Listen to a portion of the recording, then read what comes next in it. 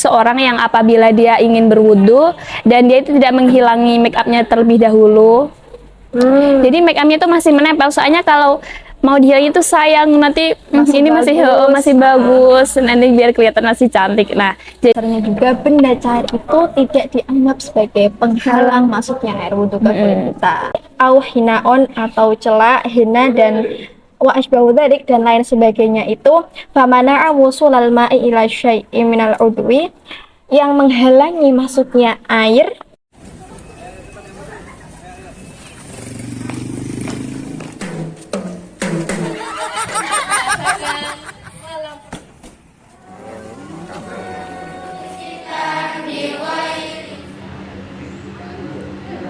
melakukan suatu kegiatan yang ada dalam organisasi.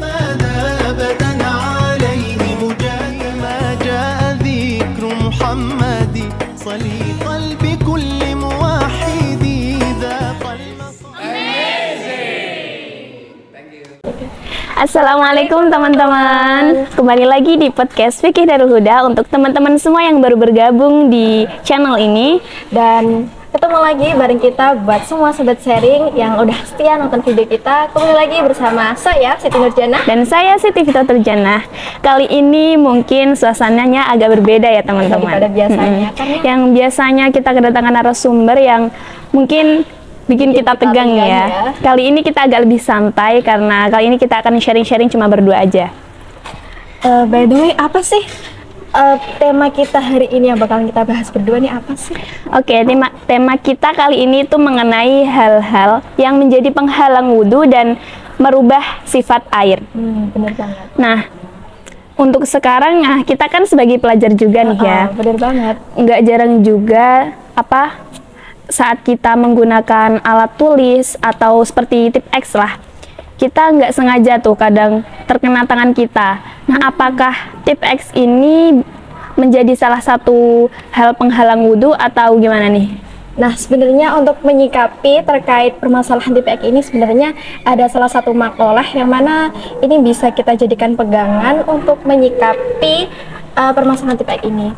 Yang mana makalah itu berbunyi Bismillahirrahmanirrahim. Wan naqa amma yamna'u wusulal ma'i ilal basyarah. Wan naqa harus bersih, amma dari sesuatu, yamna'u yang menghalangi, wusulal ma'i ilal basyarah masuknya air ke kulit kita. Nah, jadi terkadang ketika ada tip X terkena tangan kita, mungkin saya rasa itu tip X hukumnya hampir sama seperti cat ya. Ketika tip X itu menempel di kulit kita dan ketika kita akan melakukan wudhu, kita tidak membersihkan tip X itu terlebih dahulu, maka tip X itu nantinya akan menghalangi masuknya air wudhu ke kulit kita. Nah, jadi ketika kita tidak membersihkannya terlebih dahulu, wudhu yang kita lakukan itu dianggap tidak sah. Oh, berarti apakah maksudnya gini loh?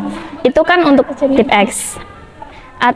Terus kalau pulpen nih, biasanya kan kalau kita nulis terus nggak sengaja terkena gorisan pulpen atau tinta spidol, itu apakah hukumnya sama dengan tip X? Apakah atau kan berbeda? Mungkin kalau tip X itu hanya menyisakan warnanya saja dan di sini tip X itu tadi masih ada bendanya ya. Oh, iya.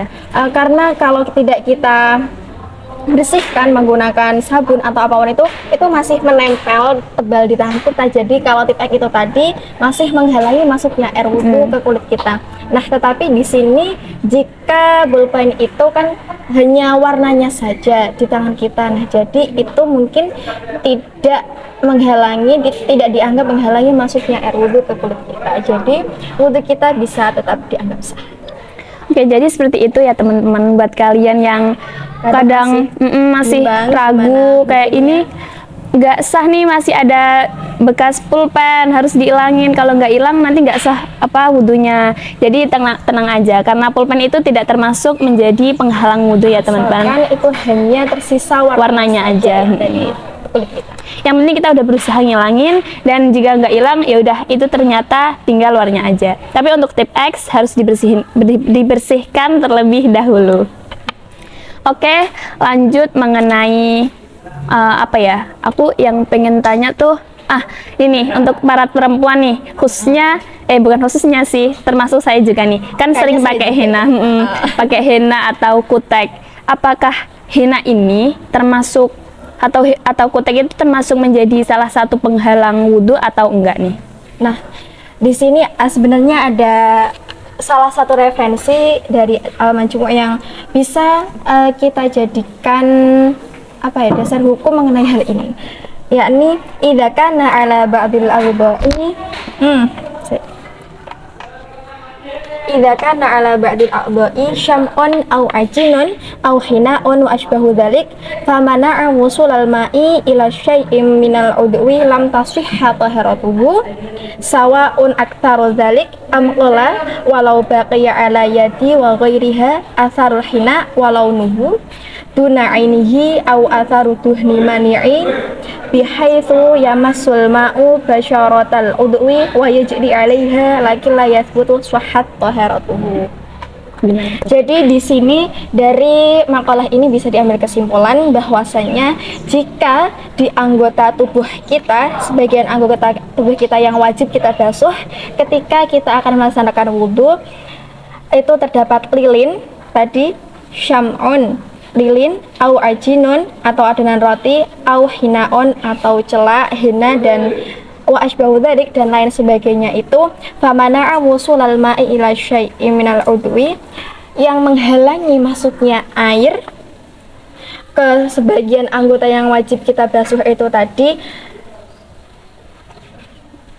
lam tasihhat taharatuhu, maka itu wudhu yang kita lakukan itu tadi tidak dianggap sah. Sawaun aktaru, sama halnya meskipun banyak, amkola ataupun sedikit. Jadi jika ada segala sesuatu benda apapun itu yang dianggap dapat menghalangi masuknya air wudhu ke kulit kita itu dianggap sebagai penghalang air wudhu, maka itu wudhunya tidak sah. Tapi di sini tadi mengenai konteks kutek dan henna itu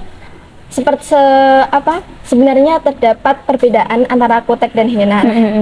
Mungkin yang kita pakai sekarang ini henna ya. Dan henna itu jika di tangan kita ini hanya berupa warnanya dan warna itu sudah menyatu di kulit kita.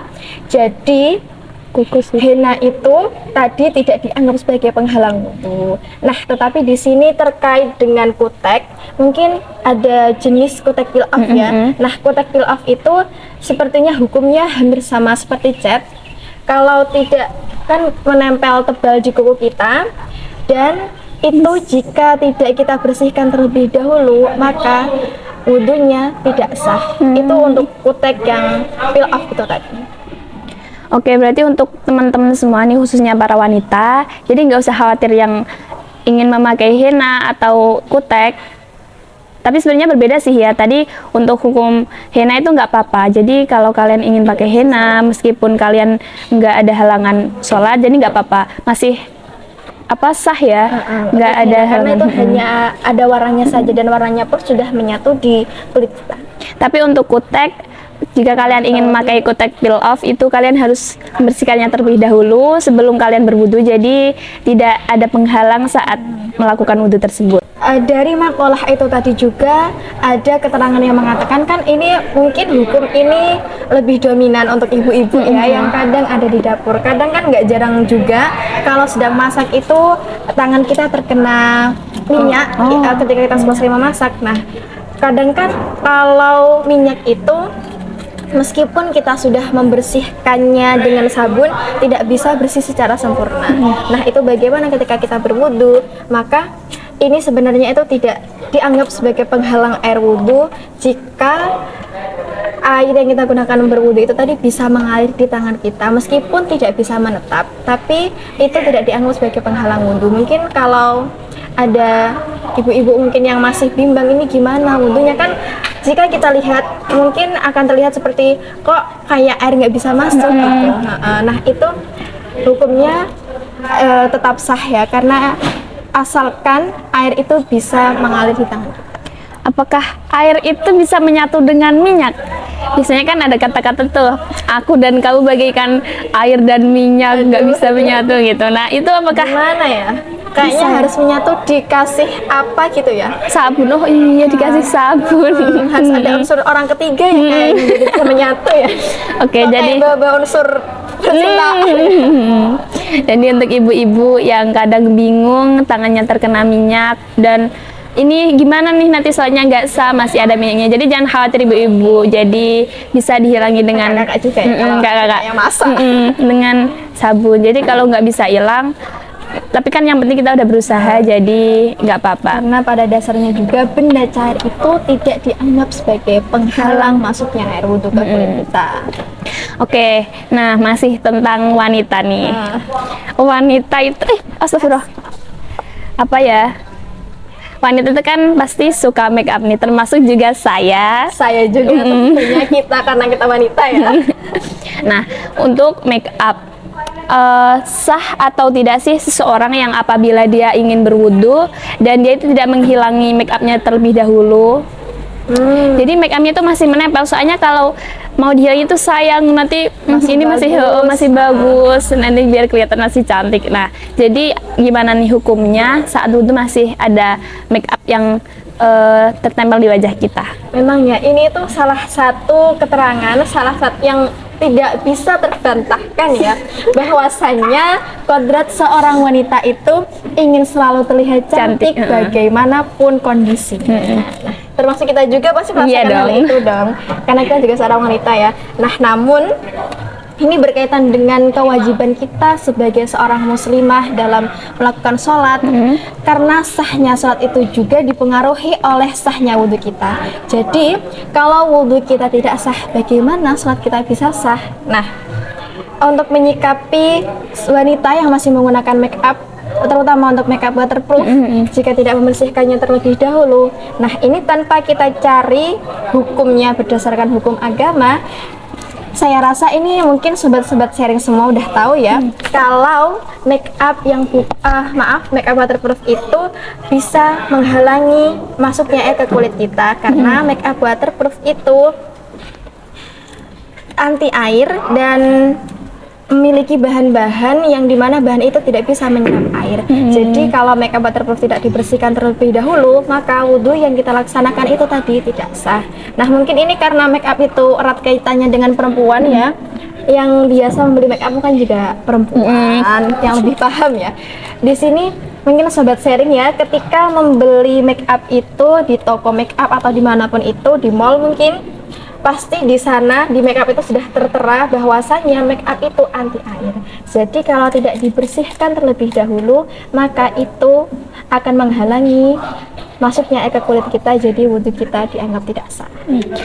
Apakah itu hanya berlaku untuk make up waterproof atau selain waterproof juga? Ini sebenarnya mengenai bahasan make up yang bukan waterproof ya. Di sini ada dua kemungkinan yang bisa terjadi. Yang pertama ya, ini ketika kita akan melaksanakan wudhu lalu kita mengambil air ke tangan kita yang akan kita gunakan untuk berwudhu di wajah kita yang masih ada make upnya itu tadi. Nah, sahnya wudhu itu tidak boleh merubah sifat-sifat air yang kita gunakan berwudhu. Nah, di sini sifat-sifat air itu ada 3, yaitu yang pertama warnanya, yang kedua rasanya, dan yang terakhir yaitu baunya. Nah, ini air yang kita gunakan untuk berwudhu itu hanya air sedikit yang ada di tangan kita, lalu kita usapkan ke wajah kita yang masih ada make upnya itu tadi. Maka secara kasat mata juga kita sudah bisa melihat bahwa sifat-sifat air itu bisa berubah karena make up itu tadi. Benar atau tidak? Bener dong. Ya, nanti mungkin kalau sobat sharing kurang percaya ya bisa uji coba sendiri. Silahkan gunakan make up lalu ambil air di tangan kalian, usapkan ke wajah kalian, itu sifat-sifat air berubah atau tidak. Nah, itu kemungkinan yang pertama. Jadi wudhu kita menjadi tidak sah karena make up itu bisa merubah sifat-sifat air yang kita gunakan untuk berwudhu. Kemudian kemungkinan yang kedua yaitu meskipun make up yang kita gunakan bukan make up waterproof ya, make up biasa, tetapi jika make up yang kita gunakan itu tebal dan membuat lapisan baru di kulit kita, di wajah kita, maka lapisan itu juga akan menghalangi masuknya air wudhu ke kulit kita. Jadi wudhu kita juga tetap dianggap tidak sah. Nah, jadi begitu ya untuk para kaum wanita. Untuk kalian yang masih sayang mau bersih mau membersihkan make up di wajah kalian sebelum wudhu. Itu jadi sekarang jangan sayang-sayang lagi ya, karena nanti takutnya wudhu kalian tidak sah. Nah, ini mungkin akan sering terjadi ya kalau kita bepergian, traveling, mungkin ziarah. Nah, ini ada saran nih buat muslimah-muslimah semuanya. Kan ketika kita bepergian pastinya di tas kita ada uang tentunya yang paling penting ya. Kemudian juga nggak lupa juga kan bawa make up. Nah, ini pesan saya, pesan kita untuk para muslimah, selain membawa make up dan uang di tas kita, jangan lupa juga untuk selalu membawa micellar water dan kapas atau pembersih itu yang bisa kita gunakan sebelum kita melakukan wudhu. Jadi kita tidak ada keraguan-raguan tuh, gimana wudhu saya, wudhuku sah nggak sih ini. Jadi kita bisa membersihkan make up terlebih dahulu. Atau kalau pengen lebih gampangnya lagi, teman-teman bisa membawa cuci muka. Cuci muka, kita cuci muka dulu sebelum melakukan wudhu. Jadi nanti ketika kita akan melaksanakan wudhu, maka tidak ada keraguan-raguan dalam hati kita, ini wudhuku sah atau enggak. Jadi itu tips buat muslimah-muslimah yang mau berpergian. Nah, jadi lanjut nih ya. Dari tadi kan kita udah bahas mengenai wanita dan wanita. All about women ya. Nah, sekarang aku pengen nanya mengenai apa ya? Terkait petani. Terkait apa ya? Kita kan hidup di desa nih. Nggak jarang juga banyak petani di sini. Nah, untuk para petani kan kadang saat di sawah, saat kuku mereka panjang, mereka biasanya apa ya? Kukunya itu kemasukan kayak lumpur gitu loh, apalagi sekarang musim hujan ya, pasti basah, jadi lumpurnya banyak, sering terjadi. Nah, apakah saat saat akan melakukan wudhu, ini kuku-kuku yang kemasukan lumpur tadi itu menjadi salah satu penghalang wudhu atau enggak nih? Sebenarnya mengenai hukum petani ini ada salah satu pendapat yang dikemukakan dalam kitab Fathul Mu'in, yang mana wa kadza yushtaratu ulama jazama bihi katsiruna alla yakuna wasahun tahta dhufrin yamna'u wusulal ma'i lima tahtahu khilafan li jam'in minhumul Ghazali wa Zarkasi wa ghairuhuma wa atallu fi tarjihihi wa sarrahu lil musamahah amma tahtaha minal wasakhi duna nahwil ajin wa asyaral adra'i wa ghairuhu ila du'fi maqalatihim wa qad suraha fi tatimmah wa ghairiha bima fi rawdati wa ghairiha min adamil musamahah bi syai'in mimma tahtaha haitsu mana'a wusulal ma' bi mahallihi wa aftal Baghawi fi wasakhin haswala min wubarin bi annahu yamna'u sihhatal wudu' bi khilafi ma nasya'a min badanihi wa huwal irqul mutajammid. Nah, yang mana ini artinya begitu juga disyaratkan dalam keabsahan wudhu seperti yang diyakini oleh banyak ulama bahwa tidak diperbolehkan wujudnya kotoran di bawah kuku yang dapat menghalangi sampainya air pada bagian kulit di bawah kuku. Nah, hukum tersebut berbeda menurut sekumpulan ulama, di antaranya Imam Al-Ghazali, Imam Al-Zarkasi, dan imam-imam lainnya. Mereka memberi penjelasan yang panjang dan mengunggulkan pendapat ini dan menegaskan bahwa kotoran yang berada di bawah kuku adalah kotoran yang ditolerir dalam keabsahan wudhu kecuali kotoran tersebut berupa kotoran-kotoran sejenis adonan roti. Nah, sedangkan menurut Imam Adro'i mengisyaratkan lemahnya pendapat mereka dan menjelaskan dalam kitab At-Tatimmah dan kitab lainnya yang berpijak pada penjelasan tersebut. Nah, di sini sebenarnya ada 3 pendapat ulama mengenai hukum ini. Yang ulama yang pertama ini mengatakan bahwa segala jenis kotoran apapun itu, termasuk yang ada di bawah kuku, itu sama seperti kotoran-kotoran yang lainnya, yang mana kotoran itu dianggap sebagai penghalang masuknya air wudhu ke kulit kita. Nah, jika menurut pendapat ulama ini segala kotoran termasuk yang ada di bawah kulit kita, di bawah kuku itu tadi, jika tidak kita bersihkan terlebih dahulu, maka itu akan menghalangi sahnya wudhu kita. Jadi wudhu kita dianggap tidak sah. Nah, sedangkan pendapat yang kedua ini berbeda halnya seperti pendapat yang pertama. Yang pertama tadi sama sekali tidak ditolerir. Ini pendapat yang kedua ini jika berupa keringat itu ada di bawah kuku kita itu tadi dianggap tidak dianggap sebagai penghalang masuknya air wudhu, karena ini mungkin jarang sekali ada orang yang bisa bersih sempurna dari hal itu. Nah, kemudian untuk pendapat yang ketiga ini, hal itu bisa dianggap tidak menghalangi masuknya air wudhu asalkan itu datangnya bersifat alami dari tubuh kita dan tidak karena ada tindakan dari kita yang menyebabkan keringat itu tadi bisa ada di bawah kuku kita itu tadi. Nah, menurut dari ketiga pendapat ini sebenarnya untuk para orang-orang awam ini lebih ringan jika berpijak pada pendapat yang kedua, karena ini lebih ringan untuk diterapkan ya mungkin. Jadi begitu jawabannya mengenai bagaimana hukum petani itu.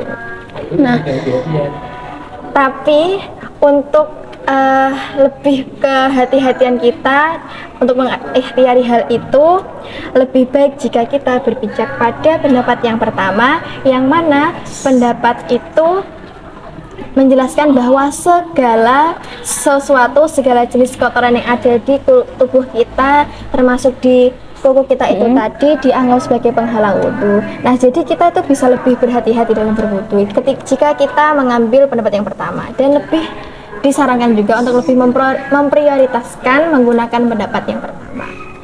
Berarti untuk yang biasanya kan ada kaki kayak apa ya, merkok. Ya, apa sih bahasanya ya?